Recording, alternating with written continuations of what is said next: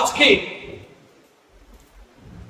খুবই গুরুত্বপূর্ণ একটা জায়গা থেকে আমরা দেখব, ভুল বললাম, খুব গুরুত্বপূর্ণ কিছু ক্যারেক্টার আমরা আজকে স্টাডি করব। সেই স্টাডি করার পিছনে ঈশ্বরের একটা বিশেষ পরিকল্পনা রয়েছে, ঈশ্বরের একটা বিশেষ উদ্দেশ্য রয়েছে। সেই উদ্দেশ্যের দিকে আমরা তাকাবো। আর বাক্যে যাওয়ার পূর্বে আমরা সকলে চোখ বন্ধ করি, মাথা নত করি এবং হৃদয় খুলে দিই। প্রভুর সঙ্গে আমরা কথা বলছি এবং সেই কথা তিনি continues to speak to us. তিনি আমাদের সাথে কথোপকথন শুরু করবেন। যেন ঈশ্বরের বাক্যকে প্রভু আমরা আমাদের অন্তরে গ্রহণ করতে পারি। তুমি আমাদেরকে আশীর্বাদ করো। গভীরভাবে সেই বাক্যকে আমরা যেন হৃদয়ে গেঁথে দাও করবো আমাদের অন্তরকে। তুমি আশীর্বাদ করো। তোমার সেই বাক্য যা জীবন দেয়, তোমার বাক্য জীবনদায়ী বাক্য, যে বাক্য আমাদের জীবনকে নতুন করে সঞ্জীবিত করে, উজ্জীবিত করে। তাই প্রভু আজকে সেই বাক্যের শিক্ষা তুমি আমাদেরকে দাও, আশীর্বাদ দাও। এই প্রার্থনা তোমার যিশু রয়েছে।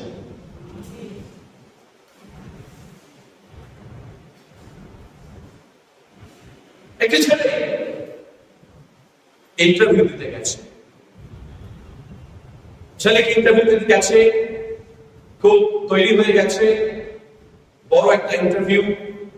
তাকে ইন্টারভিউতে প্রশ্ন করা হয়েছে, কিছু প্রশ্ন, দু একটা প্রশ্ন করা হয়েছে। সেই প্রশ্নতে তাকে বলা হয়েছে, তুমি কি জানো এই দেশে যারা স্বাধীনতা আন্দোলনে যোগদান করেছিলেন, 15ই আগস্ট আসছে, সেই 15ই আগস্টে স্বাধীনতা পেয়েছে 1947 সালে, এটা আমরা সকলেই জানি। এবং আমাদের 15ই আগস্ট উদযাপন করা উচিত, উচিত তো? Very good. যে দেশে বাস করি সেই দেশের জন্য, সেই দেশে ঈশ্বর আমাদেরকে রেখেছেন, সেই দেশের যারা মন্ত্রী, নেতা এবং যারা রয়েছে কর্তৃত্ব স্থানীয়, তাদের জন্য প্রার্থনা করা উচিত। তো যাই হোক, সেই ব্যক্তিকে প্রশ্ন করা হয়েছে যে যারা যারা স্বাধীনতা আন্দোলনে যোগদান করেছেন তাদের নাম কি কি? তা বলছে অনেকেই তো যোগদান করেছে, তা আমি কার নাম বাদ দিয়ে কাকে বলবো আমি বুঝে উঠতে পারছি না। তাই যদি একজনের নাম করি তারা হয়তো অসন্তুষ্ট হতে পারে, সেই জন্যে আমরা সেই নামটি বলবো না। ঠিক আছে। তারপর বলছে, আচ্ছা আপনি কি জানেন এই দেশের পরিস্থিতি আজকে যে খারাপের দিকে যাচ্ছে, এ বিষয়ে আপনার কি মতামত? তা সে ছেলেটি বলছে, ইন্টারভিউ দিতে এসছে, সেই ছেলেটি বলছে যে এখন এই বিষয়ে রিসার্চ চলছে, রিসার্চটাকে ভালো করে ভেজা, তারপরে আমি আমার বক্তব্য এসে জানিয়ে দেব। এবার যারা ইন্টারভিউ নিতে যাচ্ছে বা দিচ্ছেন তারা একটু কনফিউজ হয়ে গেছে যে এই ছেলেটি আদৌ জানে না জানে না। ঠিক আছে, বলো ঠিক আছে আপনি আসুন, চলে গেল। এবার বাড়ির বাইরে যখন বেরোচ্ছে, মানে ওই ইন্টারভিউ রুমের বাইরে বেরোচ্ছে, তখন দেখা যাচ্ছে যে কিছু আরো সারা ক্যান্ডিডেট তারা বসে আছে এবং সেই ক্যান্ডিডেট যারা বসে আছে তারা বলছে, আচ্ছা দাদা কি প্রশ্ন করলো? তার আগে ভেতর থেকে বলে দিয়েছিল যে আপনাকে বাইরের ক্যান্ডিডেটরা যদি জিজ্ঞেস করে কি প্রশ্ন করলো আপনি প্রশ্ন বলবেন। তবে ঠিক আছে, আমাকে বাইরে থেকে ভেতর থেকে বলা হয়েছে প্রশ্ন যাতে আমি না বলি, তা আমি বলছি না। ঠিক আছে, তবে উত্তরটা বলে যান। তাহলে তখন উত্তরটাই দ্রুত কি যে উত্তর দিয়েছে সেই উত্তর বলে গেছে। এবার পরের জন গেছে ভেতরে, এবার গিয়ে বলছে, আচ্ছা আপনার একটু হাসির ব্যাপার আছে, আপনার বাবার নাম কি? এইবার বলছে এ ব্যাপারে রিসার্চ চলছে, এখন রেজাল্টটা আসে, রিসার্চের রেজাল্ট আসবে, তারপর আমি জানিয়ে যাব। এবার বলছে, আচ্ছা আপনি বিবাহিত? না, আমি বিবাহিত। আপনার স্পাউসের নাম কি? অনেক সময় দেখবেন এগুলো জানতে চাই, বিবাহিত হলে জানতে চাই কি করে না করে। তা বলছে অনেকগুলো তো, কোনটাকে ছেড়ে কোনটা বলবো আমি ঠিক বুঝতে পারছি না। তাই একজনকে বললে আরেকজন হয়তো রেগে যাবে। এটার মধ্য দিয়ে আমরা আজকে বিশেষ করে একটা জায়গায় আমরা আসতে চাইছি। শুনতে বেশ হাসি লাগছে। জগৎ দুটো ক্যাটাগরি করে দেয় আমাদের জীবনে। একটা হচ্ছে বোকা, বোকাদের দল, আর একটা হচ্ছে চালাক চতুর। অনেক সময় আমরা চলতি কথায় বলে থাকি এই ছেলেটা বোকা হাদা, এই ছেলেটা বোকা ছেলে, একটা কিছুই বোঝে না, হাদা ছেলে কিছুই বোঝে না।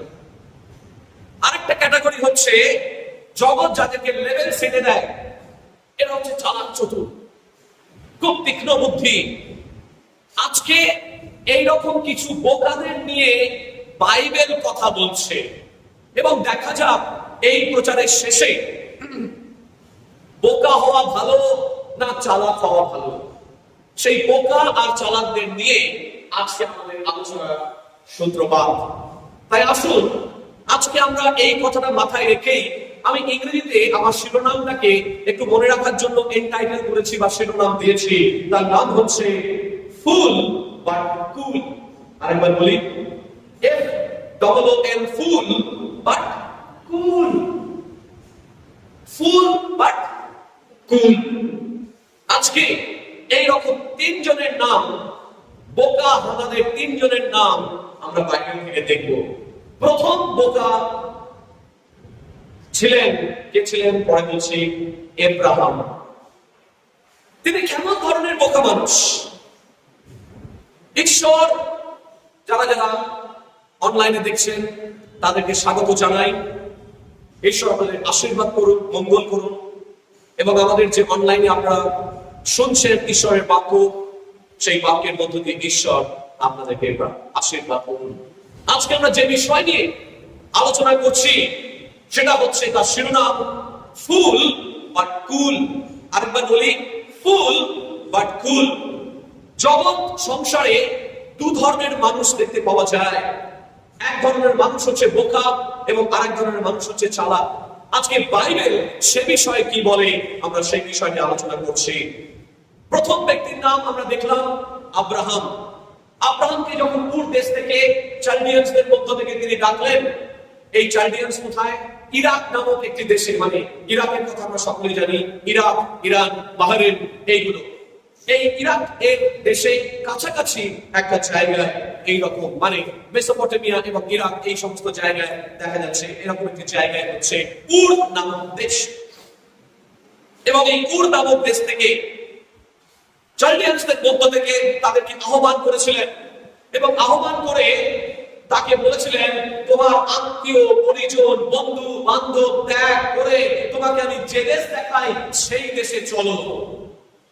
আর তাকে যেই বললো তোমাকে যেই দেশ দেখায় চলো, সে তো চলতে আরম্ভ করলো। সে জিজ্ঞেস করলো না, আচ্ছা এখান থেকে যেতে কত দূর লাগবে, এখান থেকে যেতে কত সময় লাগতে পারে। তখনকার দিনে হয়তো ম্যাপ ছিল না, বা মানচিত্র ছিল না, ব্লুপ্রিন্ট ছিল না, কিছুই ছিল না, কিন্তু তার সত্ত্বেও জিজ্ঞেস করলো না, আচ্ছা রাস্তাটা কোন দিক দিয়ে যাব। কেউ যদি হাওড়া স্টেশনে যেতে চায় এবং তাকে হাজার রকম, এখন তো জিপিএস হয়ে গেছে, সে 50 বার জিপিএস অন করবে, অন করে দেখবে যে এই রাস্তাটা কোন দিক দিয়ে যাচ্ছে, কোন গলির ভিতর দিয়ে যাচ্ছে, সেই গলির ভিতর দিয়ে তাকে কত কিলোমিটার বেশি দিতে হবে, ইত্যাদি ইত্যাদি। আমরা অনেক ধরনের প্রশ্ন করি, কিন্তু আব্রাহাম তিনি তো বোকা মানুষ। তিনি বলছেন, যখনই বাক্য বলছে, যখনই তাকে বলা হলো আত্মীয় স্বজন জ্ঞাতি কুটুম্ব সবকিছু ছেড়ে তোমাকে যে দেশ দেখায় সেই দেশে চলো, আর সেই দেশে সে চলতে শুরু করলো। প্রশ্ন করলো না যে কতদিন লাগবে, কিভাবে যাব, সেখানে বাস পাওয়া যাবে কিনা, গরুর গরু গাড়ি আছে কিনা, সেখানে কোন রকম যানবাহন আছে কিনা, ইত্যাদি ইত্যাদি তার কোনো খোঁজ খবর নিল না। সে চলতে শুরু করলো। চলতে চলতে কনান প্রদেশের দিকে সে যাচ্ছে, কারণ ঈশ্বর তাকে নিয়ে যাচ্ছে। এবং ঈশ্বর যখন তাকে নিয়ে যাচ্ছে এবং সে শুধু ঈশ্বরের দৃষ্টিতেই রয়েছে, ঈশ্বরের দৃষ্টির সরণিতে তিনি এগিয়ে যাচ্ছেন। জগৎ হয়তো এইরকম একটি লোককে বোকা বলে ঠাউরাতে পারে, বোকা বলে তাকে চিহ্নিত করতে পারে, কিন্তু ঈশ্বরের বাক্য বলছে he was a man of faith। তিনি ছিলেন বিশ্বাসের আদি জনক বলে ধরা হয়। এবং আজ আমাদেরকে বলা হয় যে আব্রাহামের সন্তান, কারণ তিনি সেই দিন বিশ্বাস করেছিলেন বলে, তিনি সম্পূর্ণ মন প্রাণ হৃদয় দিয়ে বিশ্বাস করেছিলেন বলে জগতের কাছে যতই তিনি বোকা হোক না কেন, কিন্তু তার জীবনে ঈশ্বরের হাত ছিল বলে। আমেন। তাই আজকে যখন আপনি ঈশ্বরের দৃষ্টিতে এগিয়ে যাবেন, তখন জগৎ আপনাকে হয়তো ক্রিটিসাইজ করতে পারে, জগৎ আপনাকে হয়তো বলতে পারে তুমি কোন পথে চলেছো, জগৎ হয়তো বলতে পারে যে আপনি কি আপনি কি আপনার জ্ঞান বুদ্ধি নেই, আপনার জ্ঞান বুদ্ধি ব্যবহার করছেন না কেন। কিন্তু ঈশ্বরের বাক্য বলছে যারা ঈশ্বরের দৃষ্টির সরণিতে চলে তারা জগতের কাছে বোকা, কিন্তু ঈশ্বরের দৃষ্টিতে তারা মহান বলিয়া। সেই জন্যই আমি আমার সম্মানটাকে আজকে এন্টাইটেল করেছি, আজকে শিরোনাম করেছি যে ফুল বাট কুল, ফুল বাট কুল। দ্বিতীয় আরেকজন ব্যক্তির সম্বন্ধে আমরা দেখব যাকে জগৎ একেবারে কি বলবো তাকে ক্রিটিসাইজ করতে করতে বিদ্ধ করে তুলেছিল। তার কথা আমরা সকলেই জানি, নোহ। নোহ এমন একটা সময়ে জাহাজ তৈরি করতে বসলেন, তার ধারে কাছে বৃষ্টির কোনো নামগন্ধ নেই, বৃষ্টির কোনো চিহ্ন নেই, বৃষ্টি হবে এরকম পূর্বাভাসও নেই, কোন রকম বৃষ্টির কোনো বিষয় নেই। কিন্তু তা সত্ত্বেও তিনি নৌকা বানাতে বসে গেলেন। নৌকা নয়, বিশাল বড় একটা জাহাজ, যেটাকে নোয়াস আর্ক বলা হয়। সেই বিশাল জাহাজের মধ্যে ঈশ্বর যেমন ভাবে যেভাবে তাকে তিনি করতে দিয়েছিলেন, ঠিক সেইভাবে পুঙ্খানুপুঙ্খ ভাবে নোহ সেটাকে তৈরি করেছিলেন।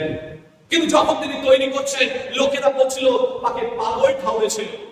লোকেরা বলছে কি পাগল নাকি, এর কি মাথা খারাপ হয়ে গেছে, কোন বৃষ্টি নেই, বাদলা নেই, কিছু নেই, বৃষ্টির কোনো সম্ভাবনা নেই, এত বিশাল একটা আকারের নৌকা তৈরি করছে। কিন্তু ঈশ্বরের বাক্য বলছে যখন ঈশ্বর কিছু করতে বলেন তার মাথার মধ্যে কিছু প্ল্যান থাকে বলি। আমেন। যখন সেখানে ঈশ্বর কাউকে আদেশ দিয়েছেন কিছু করতে, আপনি নিশ্চিত থাকুন সেইটার মধ্য দিয়ে ঈশ্বর কিছু সাধন আগামী দিনে করতে চলেছেন। তাই আপনার এবং আমার কাজ হচ্ছে শুধু বাধ্য হওয়া। মানুষ আমাদেরকে অনেক কিছু বলতে পারে, মানুষ আমাদেরকে আমাদের কথা নাও বুঝতে পারে, কিন্তু ঈশ্বরের বাক্য বলছে যখন আপনাকে ঈশ্বর কোনো দায়িত্ব দিয়েছেন সেই দায়িত্বটাকে আপনাকে ফুলফিল করতে হবে। প্রিয় ভাইরা, তারপরে কি পরিস্থিতি হয়েছিল? তারপরে দেখা গেছিল যে নোহ ছাড়া সমস্ত পৃথিবীর মানুষকে তিনি প্লাবনে ধ্বংস করে ফেলেছিলেন এবং নোহের থেকে আবার নতুন করে বংশ বিস্তার। এবং সেই নোহের জাহাজের মধ্যে একটা করে পেয়ার সমস্ত পশু পক্ষীকে তিনি ঢুকিয়ে দিয়েছিলেন, অর্থাৎ তার মধ্য দিয়ে ঈশ্বর নতুন করে সৃষ্টি করবেন। ঈশ্বর যখন দেখেন একজন বাধ্য হচ্ছে, সেই বাধ্য হওয়ার মধ্য দিয়ে ঈশ্বর নতুন করে তার কাজকে শুরু করেন। প্রিয় ভাই বোন, আমাদের জীবনের মধ্যে ঈশ্বর সেই কারণে তিনি বলছেন আমি বলিদান অপেক্ষা বাধ্যতায় প্রীত। আজকে ঈশ্বর বলছেন যদি তোমাদেরকে জগৎ তোমাদেরকে ক্রিটিসাইজ করে, জগৎ তোমাদের সমালোচনা করে, তবুও তোমরা আমার বাধ্য হও। যখন বাধ্যতা আসবে সেই বাধ্যতার মধ্য দিয়ে ঈশ্বর তার আশীর্বাদকে ঢেলে দেবেন। প্রিয় ভাই বোন, আজকে জগৎ সংসার যেরকম ভাবে চলছে, যে যা খুশি মনে করছে সে সেই খুশি করছে, তার মনের মতো করে কাজ করছে। কিন্তু ঈশ্বরের বাক্য বলছে যখন আমরা ঈশ্বরের বাধ্য হই তার মধ্য দিয়ে আশীর্বাদ নেমে আসে। যেখানে বাধ্যতা সেখানেই আশীর্বাদ, যেখানে বাধ্যতা সেইখানেই আশীর্বাদ। আব্রাহাম বাধ্য হয়েছিলেন, আব্রাহাম ঈশ্বরের কণ্ঠস্বর শুনেছিলেন, সেই কারণে ঈশ্বর তাকে ব্যবহার করেছিলেন এবং তার মধ্য দিয়ে এক নতুন জাতি তৈরি করলেন। বলুন আমেন। যদি আপনি চান যে আপনার জীবন আশীর্বাদের কারণ হবে, তাহলে আপনাকে আব্রাহামের মতো, নোহর মতো যে কাজের দায়িত্ব আমাকে দেওয়া হয়েছে, সেই কাজটাকে আমি বিশ্বস্ত ভাবে করব। আমি অন্যের কথা শুনবো না, আমি ডাইনে যাব না, আমি বাইরে যাব না। প্রভু আমাকে যে কাজ করার জন্য আমাকে তিনি ডেকেছেন, আমি সেই কাজটাই হৃদয় দিয়ে করব। যখন সেই কাজ আপনি হৃদয় দিয়ে করবেন, মনে রাখবেন সেই কাজের উপরে ঈশ্বর তার আশীর্বাদ দিয়ে দেবেন। নবীকে যখন জাহাজ তৈরি করতে বলা হয়েছিল, সেই জাহাজটাকে তিনি পরবর্তীকালে মানুষকে রক্ষা করার জন্য ব্যবহার করেছিলেন।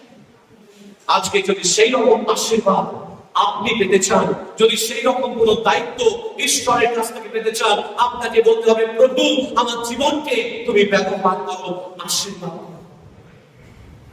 যখন একটি ঘোড়া ছুটে চলে, তখন দেখবেন ঘোড়া কখনো তার চোখের মধ্যে এরকম একটা লাগানো থাকে, যাতে সে ডাইনে ঘুরতে না পারে, বাঁয়ে ঘুরতে না পারে, সে যেন সোজা চলতে পারে। যতক্ষণ আপনার চোখের মধ্যে সেটা লাগানো রয়েছে, ঈশ্বরের বাক্য দিয়ে আপনি সেই চোখের মধ্যে লাগিয়ে রেখেছেন, তখন আপনি ডাইনে দেখতে পাবেন না, আপনি বাঁয়ে দেখতে পাবেন না, আপনি সোজা দেখবেন এবং দেখবেন ঈশ্বর যে কাজটা আমাকে করতে দিয়েছে, আমি সেই কাজটাই করতে পারবো। আপনাকে জীবনে সব কাজ করার দরকার নেই, ঈশ্বর আমাদেরকে সব কাজ করার জন্য ডাকেনি। কিন্তু ঈশ্বর বিশেষ বিশেষ লোককে বিশেষ বিশেষ দায়িত্ব দিয়ে থাকেন, তার মনোনীতদেরকেই তিনি দায়িত্ব দেন। তিনি ভাই বোন, সকলকে সব দায়িত্ব তিনি দেন না, কারণ সকলে সব দায়িত্বের বোঝা নিতে পারে না।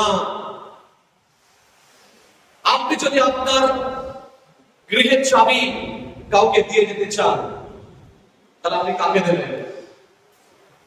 কাকে দেবেন? এমন একজনকে যাকে আমি 100% ট্রাস্ট করতে পারি, যাকে আমি 100% বিশ্বাস করতে পারি, তাহলে সেই লোককে আমি সেই দায়িত্ব আমি দেব। ঈশ্বর তার গৃহের চাবি, ঈশ্বর তার রাজ্যের চাবি তাদেরকেই দেবেন যারা তার বিশ্বস্ত, যারা তার বাধ্য। আব্রাহাম বাধ্য ছিলেন, আব্রাহাম বিশ্বস্ত ছিলেন, তাকে যে দায়িত্ব দেওয়া হয় সেই দায়িত্ব তিনি পালন করেছেন। তাই বলছে বাক্যে, অল্পেতে বিশ্বস্ত হও, বাকি বড় দায়িত্ব তোমাদের পেতে বাঁচাবে।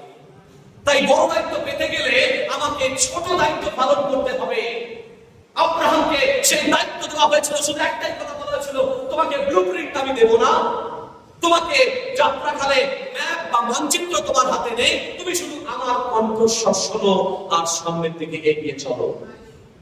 প্রিয় ভাই বোন, ঈশ্বর যখন আমাদেরকে ডেকেছেন, তিনি বলছেন, নতুন নিয়মে একই কথা বলছেন, আমার মেষেরা আমার রব জানে।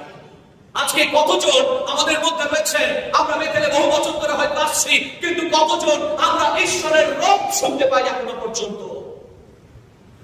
যদি ঈশ্বরের রবটা শুনতে পান, তাহলে আপনি ঈশ্বরের সেই জিনিসটা বুঝতে পারবেন না এবং ধরতে পারবেন না। হয়তো জগৎ আপনাকে বলছে বোকা, কিন্তু ঈশ্বরের কণ্ঠস্বর বলছে তুমি সেই কাজ করো বলি আমেন। তৃতীয় ব্যক্তি যার ক্যারেক্টার স্টাডি আমরা করতে বসেছি, বোকা না চালাক? ঈশ্বরের রাজ্যে কি বলে?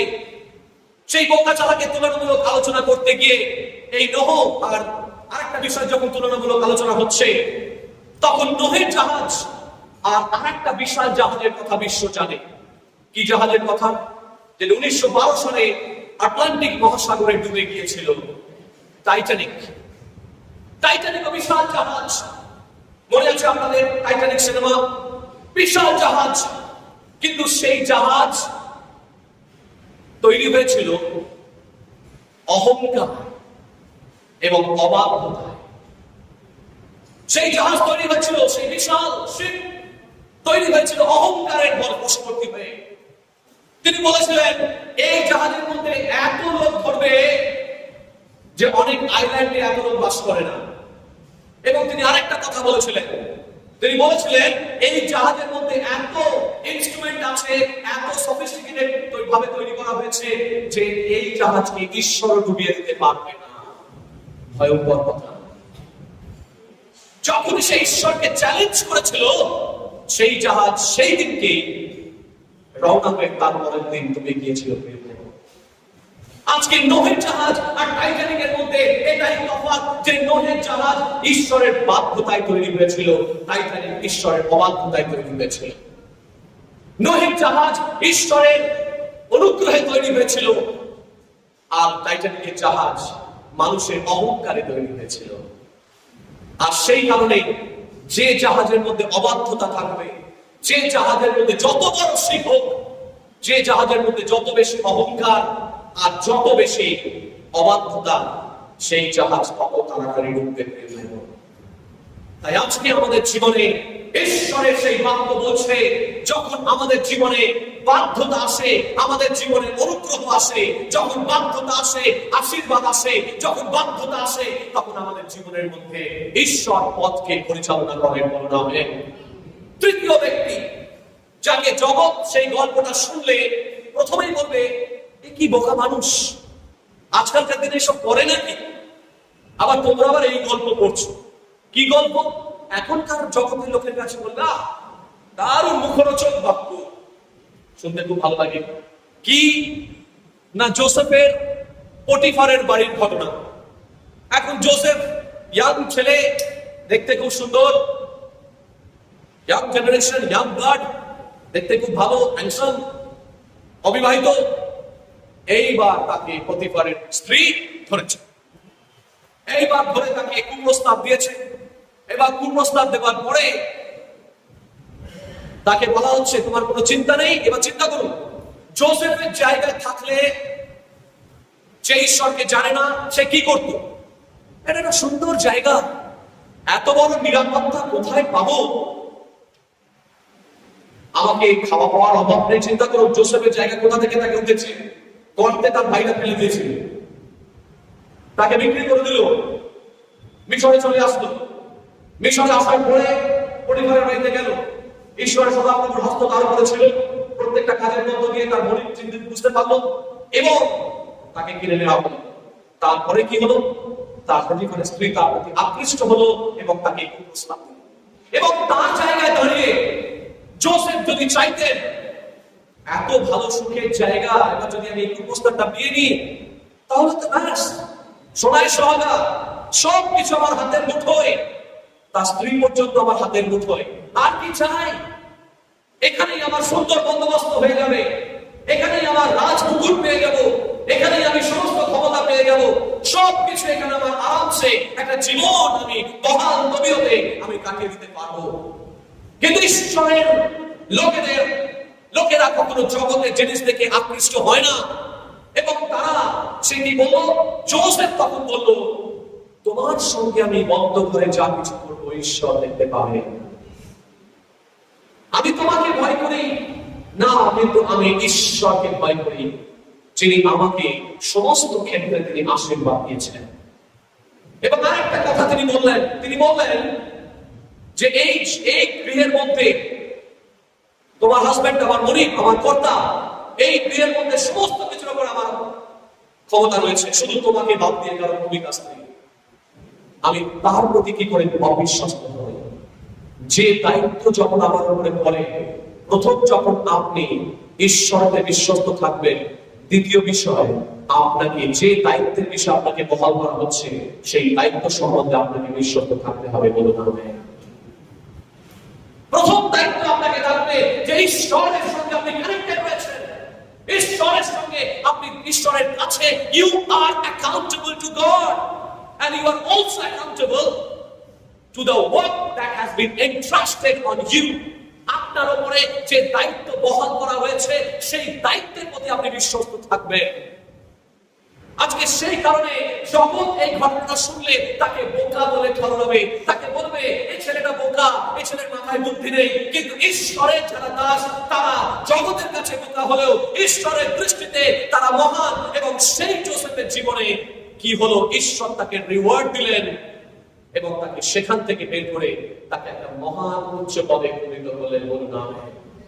যদি আপনার এবং আমার জীবনে আশীর্বাদ লাভ করতে হয়, যদি আপনার এবং আমার জীবনে ঈশ্বরের আশীর্বাদকে পেতে হয়, তাহলে আজকে আমাদের জীবনে কতগুলি প্রশ্ন আমাদের জীবনে ভিড় করে আসে।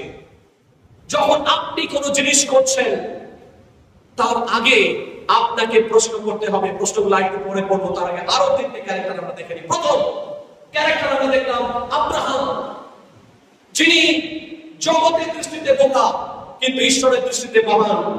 দ্বিতীয় ক্যারেক্টার দেখলাম নোহ, জগৎ তাকে সমালোচনা করেছিল, ঈশ্বর তাকে বাঁচিয়েছিলেন, রক্ষা করেছিলেন এবং তার হাতের কাজকে এত আশীর্বাদ করেছিলেন যে তার মধ্য দিয়ে নতুন জেনারেশন তৈরি হয়েছিল। এবং তৃতীয় যোসেফ, যাকে ঈশ্বর ব্যবহার করেছিলেন তার বাধ্যতাকে। বাইবেলে আরো তিনটে ক্যারেক্টার দেখতে পাওয়া যায়, দুটো পুরাতন নিয়ম থেকে, একটা নতুন নিয়ম থেকে। সেই তিনটে ক্যারেক্টার খুব তাড়াতাড়ি আমি পাঠ করবো। একটা হচ্ছে জোনা। জোনাকে ঈশ্বর নিনেভেতে পাঠাতে চেয়েছিলেন। God wanted to send him to Nineveh to preach the gospel, কিন্তু নিনেভেতে তিনি যেতে চাননি, কারণ তিনি মনে প্রাণে চেয়েছিলেন নিনেভের লোক ধ্বংস হয়ে যাবে। তাই ঈশ্বরের বাক্য আমি প্রচার করবো না। কিন্তু ঈশ্বর চেয়েছিলেন সে বাধ্য হোক। সে যখন অবাধ্য হলো, ঈশ্বর তাকে মাছের পেটে 3 দিন রাখলেন।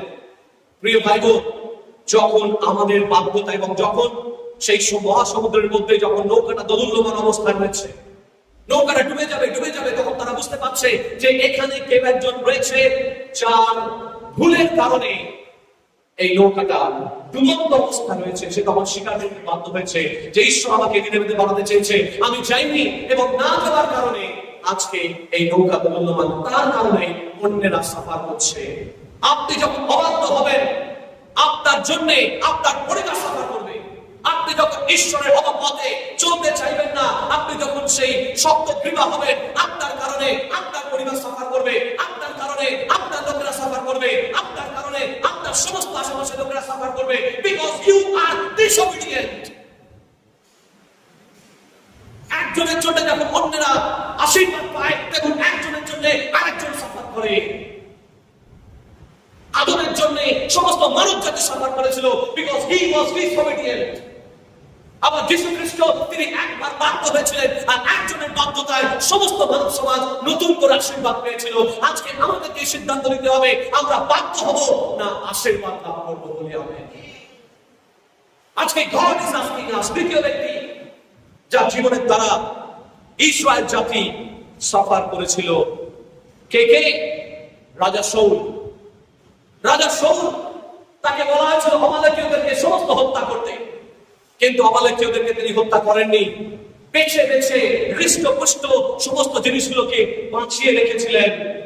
তিনি ঈশ্বরের পথে বাধ্য হননি, ঈশ্বরের পথের দ্বারা তিনি চিন্তা করেননি, তিনি জগতের দ্বারা চিন্তা করেছিলেন এবং বলেছিলেন, বাহ, এই হৃষ্টপুষ্ট গাই গরুগুলো আছে, এটা আমার দুধের জন্য ব্যবহার করা যাবে, ছানার জন্য ব্যবহার করা যাবে, আমি এনজয় করবো, আই ওয়ান্ট এনজয়। নিজের ব্যক্তিগত স্বার্থে ঈশ্বরের সেই আজ্ঞাকে তিনি উল্লঙ্ঘন করলেন, আর ঈশ্বর শমূয়েলকে পাঠিয়ে তাকে সাবধান করলেন এবং অনুশোচনা করলেন যে আমি অনুশোচনা করছি, তোমাকে আমি নাচার করেছি। ঈশ্বর অনুশোচনা করেন এবং শাউল রাজার উপরে তিনি অনুশোচনা করেছিলেন, কারণ তিনি ঈশ্বরের স্বার্থ দেখলেন না, ব্যক্তিগত স্বার্থ দেখলেন। ঈশ্বর তিনি অনুশোচনা করলেন এবং কষ্ট পেলেন ঈশ্বরের অন্তর, এবং তারপরেই আমরা দেখলাম পরবর্তী ঘটনা আমাদের সকলেরই জানা রয়েছে, তাকে সরিয়ে দেওয়া হলো। পরিষ্কার এসে শমূয়েল ভাওবাদী বললেন, ঈশ্বর তোমাকে ত্যাগ করেছেন, ঈশ্বর তোমাকে ত্যাগ করেছেন। অনুশোচনা করছেন ঈশ্বর, ঈশ্বরের হৃদয় ভেঙে গেছে তোমার এই আচরণে। তৃতীয় ব্যক্তি অর্থের পেছনে ছুটেছিল, অর্থের পেছনে লালসায় ছুটেছিল, তিনি কে? জিহুদা ইস্কারিওতীয়। এরও জীবনে 12 জন শিষ্য, তার 11 জন সেখানে থেকে গেল, আর একজন পারল না। কেন? জগতের দৃষ্টিতে দৌড়াতে গেছিল। যখনই আপনি ঈশ্বরের দৃষ্টি ছেড়ে দিয়ে জগতের দৃষ্টির পেছনে দৌড়াবেন, তখনই মৃত্যু গ্রাস করবে। নিজের জীবন তিনি আত্মহননের পথ বেছে নিয়েছিলেন। এই ব্যক্তি যিশুকে ধরিয়ে দিয়েছিলেন মাত্র 30টা রৌপ্য মুদ্রার বিনিময়ে, অথচ মজার কথা, জীবনের শেষ প্রান্তে এসে সেই মুদ্রাগুলো ছড়িয়ে দিয়েছিলেন, তার কোনো কাজে লাগেনি। আপনি সারা জীবন অর্থের পেছনে দৌড়ে যাচ্ছেন, কিন্তু একটা সময় আসবে সেই অর্থ কোনো কাজে লাগবে না। যদি সেই অর্থের মধ্যে ঈশ্বরের আশীর্বাদ না থাকে বলে না হয়। করোনার সময় ইটালিতে আপনারা হয়তো ফেসবুকের মাধ্যমে দেখেছেন, ফেসবুকের মাধ্যমে অনেকে দেখেছি, যখন ফার্স্ট ওয়েভটা এসেছিল, সেই ফার্স্ট ওয়েভের মধ্যে দেখা যাচ্ছে ইটালির সমস্ত বয়স্ক লোকেরা মারা যাচ্ছে। তখন ফার্স্ট ওয়েভে সমস্ত মনে যাচ্ছে আপনাদের সব ফার্স্ট ওয়েভে সমস্ত বয়স্ক লোকেরা মারা যাচ্ছে। ইতালিতে সমস্ত মানুষ প্রায় জনশূন্য হয়ে গেছে, এবং তার যারা বেঁচে ছিল তারা তখন এই টাকাগুলো, ইটালীয় যে টাকা, সেই টাকাগুলোকে দরজার বাইরে ছুঁড়ে ফেলে গেছে লজ্জায়, ঘৃণায়, যে এই টাকা নিয়ে আমি কি করব? আমার আত্মীয় পরিজন বাঁচল না এই টাকা, আমার আত্মীয়রা, আমার ছেলে সন্তান যা বাবা মা সব মারা গেছে, সবাই করোনায় মারা গেছে, কেউ বাঁচলো না, টাকা তাদেরকে বাঁচাতে পারলো না, চিকিৎসা তাদেরকে বাঁচাতে পারলো না। টাকা ইউজলেসনেস বোধহয় মানুষ সেই সময় শিখেছিল।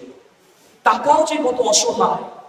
অনেক সময় টাকা দিয়ে আমরা অহংকার করি না, আমার 30 লাখ টাকা আছে, আমার 25 লাখ টাকা আছে, আমার 1 কোটি টাকা আছে।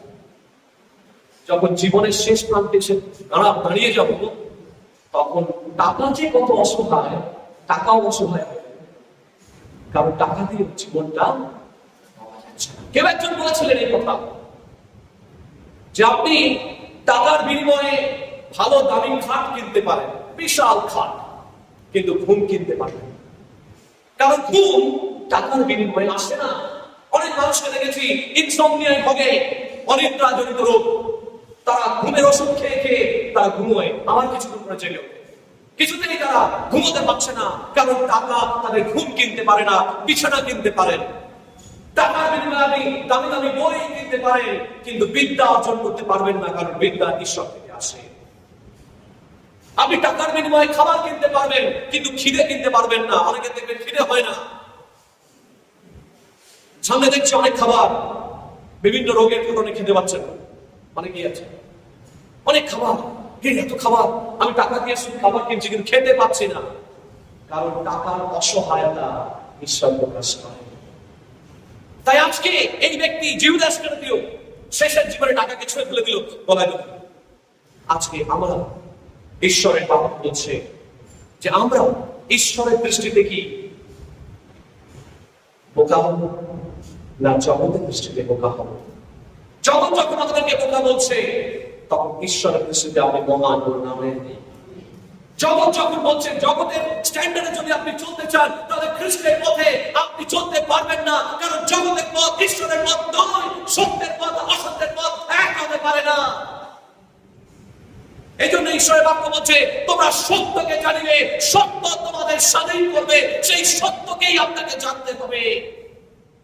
সত্য ধর্মের ঊর্ধ্বে, এটা আমি বারবার বলেছি, আবারও বলে যাব, জীবনের শেষ দিন পর্যন্ত বলে যাব, সত্য আর ধর্ম এক নয়। সত্যকে ধর্ম খোঁজ করে, আর সত্য ধর্মের ঊর্ধ্বে। আর সেই সত্যকে যখন আপনি পাবেন, আপনি বুঝতে পারবেন এই জগতের চিন্তা ভাবনা দিয়ে আপনার সত্যকে আপনি ধরে রাখতে পারবেন না। সেই কারণে স্বামী বিবেকানন্দ বলেছিলেন, সমস্ত কিছু সত্যের জন্য ত্যাগ করা যায়, কিন্তু কোনো কিছুই সত্যের বিনিময় হতে পারে না। তাই সত্যকে আপনাকে ধরে রাখতে হবে, সত্যের দ্বারা আপনার জীবন পরিচালিত হবে। আপনি যা কিছু করছেন, আপনি আপনার ছেলেকে আপনি মানুষ করছেন, সত্যের দ্বারা পরিচালিত হয়ে করুন। আপনি আপনার সংসার জীবন যাপন করছেন, সত্যের দ্বারা পরিচালিত হয়ে করুন। আপনি যখন কাজকর্ম করছেন, সেখানেও সত্যের দ্বারা পরিচালিত হয়ে করুন। যখন আপনি আপনার মালিক আপনাকে বলেছে এই কাজটা করতে, আপনি বিশ্বস্ত ভাবে করুন, দেখবেন তিনিও সত্যের দ্বারা প্রভাবিত হবেন, আপনাকে বেশি বিশ্বাস করবেন।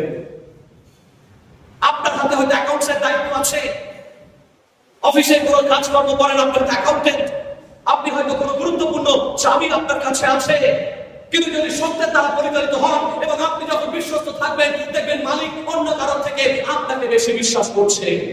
এটা স্বাভাবিক। জগতের কাছে এইভাবে আমরা সত্যকে প্রতিষ্ঠা করব। প্রত্যেককে মুখে মুখে বলা দরকার নেই, আপনার জীবন চরিত্রের মধ্য দিয়ে আপনি সত্যকে মানুষের অন্তরে প্রতিষ্ঠা করুন। আজকে সমাজের মধ্যে ঈশ্বরের বাক্য বলছে যে তোমরা লবণ স্বরূপ হও, তোমরা জ্যোতি স্বরূপ হও, আর সেটা তখনই হবো যখন আমাদের জীবনের মধ্য দিয়ে সেটা প্রমাণ করবো বললাম।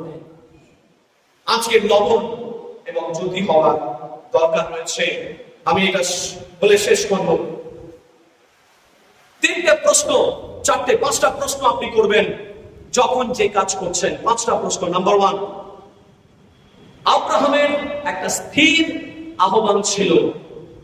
যে কাজ তিনি করেছিলেন, উর দেশ থেকে বেরিয়েছে তিনি যাচ্ছেন, যে পথ তাকে ঈশ্বর দেখাচ্ছেন, তার মধ্যে একটা বিরাট দৃঢ় প্রতিজ্ঞা ছিল যে ঈশ্বর আমাকে ডেকেছেন। আপনি যখন কোনো কাজ করেন তখন এইরকম সেন্স কি হয় যে God has called me? Do you have a sense of being called? আপনার মধ্যে কি সেই সেন্স আছে যে ঈশ্বর আপনাকে ডেকেছেন সেই কাজ করার জন্য? যদি সেই সেন্স না থাকে তাহলে ছেড়ে দিন সেই কাজ, আপনি করবেন না, কাজটা ভালো হবে না। যদি সেই সেন্স না থাকে যে God has called me, no one has called me, God has called me, তখনই আপনি সেই কাজটা করতে পারবেন। Otherwise not. You will compromise. আপনি আপোষ করে ফেলবেন সেই কাজে, আপনি কম্প্রোমাইজ করে ফেলবেন সেই কাজে, কারণ আপনার সেই সেন্স ঈশ্বর থেকে আসে, মানুষের বুদ্ধি দিয়ে সেটা আসে না। 2 নম্বর প্রশ্ন, do you have a God given guidelines? আমাদের কি ঈশ্বর প্রদত্ত গাইডলাইন্স, নির্দেশাবলী আছে? আমরা কি বুঝি কিভাবে চলতে হবে? ঈশ্বরের আত্মা যদি গাইড করে, ঈশ্বর যখন কাউকে ডাকবেন তার আত্মা দিয়ে বুঝিয়ে দেবেন কোনটা করা উচিত আর কোনটা করা উচিত নয়। যদি ঈশ্বরের আত্মার আহ্বানে আপনি আসেন তাহলে দেখবেন ঈশ্বর আপনাকে পরিষ্কার পথ দেখাবেন। 3 নম্বর, do you have a sense of being guided? ঈশ্বর আপনাকে গাইড করছেন কিনা। 4 নম্বর, do you feel what you do will bring glory to God? যেটা আপনি করছেন, আপনার এই সেন্স কি মনের মধ্যে কাজ করছে যে আমি যেটা করছি তার মধ্য দিয়ে ঈশ্বর গৌরবান্বিত হচ্ছেন কিনা? আপনি যখন রান্না করছেন বাড়িতে, সেটার মধ্য দিয়ে আপনি ঈশ্বরকে গৌরব দিতে পারেন। কোনো কাজই ছোট কাজ নয়, এর আগেও আমি বলেছি। আপনি যদি কর্পোরেশনে চাকরি করেন, যদি আপনাকে অনেকে দেখবেন কর্পোরেশনে ঝাড়া দিতে হয়, আমি তাদেরকে কখনো ছোট বলে মনে করি না, বলুন আমেন। সেই কাজটা একটা গুরুত্বপূর্ণ কাজ। আমি আগে বলেছি যদি আমাকে ঝাঁটা ধরিয়ে দেন, I am ready to broom the floor, because আমি জানি ঈশ্বর আমাকে ডেকেছেন। তাই ঈশ্বরের গৃহের জন্য যে কাজ করতে হবে, আই এম রেডি। আমি বলেছিলাম on the very first day, Nehru একটা কথা বলেছিলেন, I am the first servant of the nation. আমি এই জাতির প্রথম সেবক। সেই সেবকের মেন্টালিটি যিশু বলেছেন, আমি সাহায্য, কি বলছেন, আমি সেবা পাইতে আসি না, সেবা করিতে আসিয়াছি। এই মেন্টালিটি আপনি প্রত্যেকটা কাজে রাখুন। যখন রান্না করছেন তখন তার মধ্য দিয়ে এমন ভাবে রান্না করুন যেন আপনার স্বামী পরিতুষ্ট হয়। যদি অবিশ্বাসী স্বামী হয়, যদি অবিশ্বাসী স্ত্রী হয়, আপনার সেই কাজের দ্বারা তিনি প্রভাবিত হবেন এবং দেখবেন তার মধ্য দিয়ে খ্রিস্টকে তিনি জানছেন। ঈশ্বর আশীর্বাদ করবেন। শেষে লাস্ট প্রশ্ন, আপনার মনের মধ্যে কি স্যাটিসফ্যাকশন আছে? আপনার মনের মধ্যে কি সন্তুষ্টি আছে? যখন যে কাজ করবেন দেখবেন ঈশ্বর ব্রিংস সন্তুষ্টি, গড ব্রিংস স্যাটিসফ্যাকশন, তিনি সন্তুষ্টি নিয়ে আসেন। আপনি যে কাজ করছেন, at the end of the day আপনার মনের মধ্যে একটা আনন্দ হচ্ছে, প্রভু তোমায় ধন্যবাদ দিই, এই কাজটা তুমি সাহায্য করলে, প্রভু তোমায় ধন্যবাদ দিই, আজকে স্টুডেন্টটা পড়িয়ে আমি খুব আনন্দ পেলাম, প্রভু তোমায় ধন্যবাদ দিই, এই কাজটা আমি রান্না করে আমার স্বামীর জন্য খেতে দিচ্ছি, প্রভু তোমায় ধন্যবাদ দিই, আমার পরিবারকে এটা আমি খাওয়াতে পেরেছি, প্রভু তোমায় ধন্যবাদ দিই, আমি ঘর পরিষ্কার করেছি, প্রভু তোমায় ধন্যবাদ দিই, এই কাজটা আমি অফিসে ভালোভাবে বসের জন্য করতে পারলাম, প্রভু তোমায় ধন্যবাদ দিই, এই কাজটার দায়িত্ব যা আমাকে দেওয়া হয়েছে সেই কাজটা আমি সঠিকভাবে করতে পেরেছি, প্রভু তোমায় ধন্যবাদ দিই। Every time God brings the sense of satisfaction, কারণ আপনি সেন্স অফ কল আপনার মধ্যে রয়েছে, তখনই আপনার মধ্যে ঈশ্বর আশীর্বাদ করবেন। শেষে একটা গল্প বলি, আমি দুটো গল্প বলবো, আজকে একটু টাইম নিচ্ছি, বেশিক্ষণ লাগবে না, তবে গল্পটা বলা খুব জরুরি। একটা গল্প হচ্ছে এস্কিমোদের দেশের নাম নিশ্চয়ই শুনেছেন। এস্কিমো, ইগলু, আমরা জিওগ্রাফিতে পড়েছি, ইগলুদের দেশ, সেই বরফের ঘর, সেই বরফের ঘরের মধ্যে দু ধরনের, তার জানলার মধ্যে দু ধরনের বরফ ব্যবহার করা হতো বা এখনো পায়। একটা হচ্ছে ট্রান্সপারেন্ট মানে স্বচ্ছ, আর একটা হচ্ছে ওপেক অস্বচ্ছ। দু ধরনের বরফ ব্যবহার করা হয়। যাই হোক, এই এস্কুয়েরা কখনো ষাঁড়কে মারে না। তারা একটা উপায় বার করেছে। সেটা কি? সেটা হচ্ছে যে তারা একটা তলোয়ার নেয়। তলোয়ার জানেন তো? সেই তলোয়ারের মধ্যে বিভিন্ন পশুদের রক্ত ভালো করে কোট করে, মানে লেপন করে। লেপন করার পর সেটা শুকিয়ে যায়, আবার তার উপরে মানে রক্তের পর রক্ত শুকিয়ে যায়, আবার লেপন করে, শুকিয়ে যায়, আবার লেপন করে। এইভাবে প্রায় 10-12 কোট দেওয়ার পর সেটাকে বরফের মধ্যে থাকে একটা জায়গায় বসিয়ে রাখে। এই যে বসিয়ে রাখলো, এর দ্বারা এইবারে কি করবে, বরফের না দেখে এবার যারা বুলগুলো আসে, মানে ওটাকে কি বলে, ষাঁড়গুলো আসে, সে এইবার গুঁতোতে চায়। গুঁতিয়ে গুঁতিয়ে এবার বরফগুলো ছেড়ে ফেলে দিল। এবার বরফগুলো ছেড়ে ফেলে দেওয়ার পর দেখে তার মধ্যে রক্ত লেগে আছে। এবার সে বোঝে না কিন্তু যে ওটা তলোয়ার, কারণ ওপরে রক্ত তো কোট করা আছে, আর একদম স্ট্রং কোটিং দেওয়া আছে, উপর থেকে বুঝতেই পারবে না যে ওটা রক্ত বা ওটা তলোয়ার। এবার ও চাটতে শুরু করে, জিভ দিয়ে লিক করতে শুরু করে, চাটতে শুরু করে। এবার চাটতে যত চাটছে আস্তে আস্তে বরফগুলো গলে, মানে সরি ইয়েগুলো গলে যাচ্ছে, মানে রক্তগুলো। এবার রক্তের টেস্টও পেয়ে যায়, রক্তের টেস্টও পেয়ে যায়। এবার যত টেস্ট পায় তত চাটতে থাকে। এবার চাটতে চাটতে চাটতে চাটতে এমন অবস্থা হয় যে কিছুক্ষণ পরেই ওই যে রক্তের কোট গুলো ছিল সেটা চলে যায়। এবং ওই চাটতে চাটতে তো ধার, তলোয়ার তো ধার দুদিকে ধার। এবার চাটতে চাটতে ও কখন নিজের জীবী কাটতে শুরু করে। এবার নিজের রক্ত নিজে খাচ্ছে। এইভাবে চাটতে চাটতে চাটতে চাটতে সে কি করে, নিজের জীব কেটে ফেলে, কেটে ক্ষতবিক্ষত হয়ে যায়, তবুও সে চেটে যায়। এমন একটা সময় আসে যখন নিজের জীব চাটতে চাটতে কাটতে কাটতে কাটতে কাটতে তার ভেতরটা ভালো হয়ে যায়। জগতের মধ্য দিয়ে অনেক সময় জগতের ফিলসফি, জগতের আইডিওলজি অনেক সময় আমাদেরকে খুব আকর্ষণ করে ওই রক্তের মতো। আকর্ষণ করে আমাদেরকে প্রথমে চাটতে দেয়। এই চাটতে চাটতে চাটতে চাটতে দেখবেন জগতের ফিলসফি দিয়ে আমাদের জীবগুলো ফালা ফালা হয়ে যাচ্ছে। আমাদের জীবগুলো কেটে কেটে কেটে কেটে কেটে আমরা নিজেরাই নিজেদের পরিবারকে ধ্বংস করে ফেলি, নিজেরাই নিজেদের জীবনকে নষ্ট করে ফেলি, নিজেরাই নিজেদেরকে ধ্বংস করে ফেলি। আজকে ঈশ্বরের বাক্য বলছে যে আমরা যেন কোনোভাবে সেই ষাঁড়ের মতো সেই চাটতে না থাকি, কিন্তু আমরা বুঝতে পারি আমাদের মধ্যে সেই লোভ, লালসা, কামনা, বাসনা যেন কাজ না করে বলে আদম ভুল করেছিলেন, আব্রাহাম ভুল করেননি, যোসেফ ভুল করেননি, নোহ ভুল করেননি। আজকে আমরাও আজকে সঠিক সিদ্ধান্ত নেব। যখন মিউজিক বাজবে, আমাদের ভাই বন্ধু একটু গান করবে, তখন আমরা নিজেদেরকে প্রশ্ন করব, আমরা যে কাজ করি সেই কাজ করার সময় আমাদের সেন্স কি আমাদের রয়েছে যে ঈশ্বর আমাদেরকে ডেকেছে? সেই কাজ করার সময় মনে রাখবো এই কাজের মধ্য দিয়ে ঈশ্বর কি গৌরবান্বিত হচ্ছে। 3 নম্বর, এই কাজের শেষে আমাদের মধ্যে কি স্যাটিসফ্যাকশন আছে? ঈশ্বর ডেকেছেন কিনা, ঈশ্বরের গৌরব হচ্ছে কিনা, জীবনের শেষে আমাদের স্যাটিসফ্যাকশন আছে কিনা। এই 3টে প্রশ্ন প্রত্যেকটি কাজ করার সময় আপনি ভেবে দেখবেন আপনি কি করছেন। যদি আপনি না ভেবে দেখেন তবে ষাঁড়ের মতো আপনার এবং আমার অবস্থা হবে, যে জগতের ফিলসফি চাটতে চাটতে চাটতে চাটতে আমরা নিজেদের ক্ষতবিক্ষত করে ফেলবো। আসুন আমরা প্রার্থনা চাই, বিশেষ করে যারা দেখছেন অনলাইনে তাদেরকে আশীর্বাদ, প্রভু তুমি করো। যারা দেখছেন তুমি আশীর্বাদ যুক্ত করো বাক্যের মধ্যে। প্রার্থনা করি প্রভু আমাদের জন্য তোমার পরিকল্পনা রয়েছে, আশীর্বাদের পরিকল্পনা, ভালোবাসার পরিকল্পনা, মঙ্গলের পরিকল্পনা। সেই মঙ্গলের পরিকল্পনার মধ্যে তুমি তাদেরকে নিয়ে যাও। আশীর্বাদ যিশুর নামে প্রার্থনা চাই। আশীর্বাদ।